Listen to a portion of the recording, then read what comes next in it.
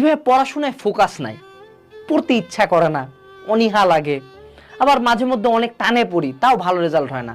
মানে আদৌ যে পড়তেছি, পড়া থেকে যে কি আউটপুট পাইতেছি তাই বুঝি না।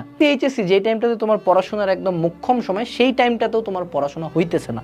এটা রিজনটা কি, চলো আমরা ফাইন্ড আউট করার চেষ্টা করি। তোমাদের এখন সমস্যাটা কি দেখো, ধরো তোমার এটা হলো ব্রেন, ঠিক আছে?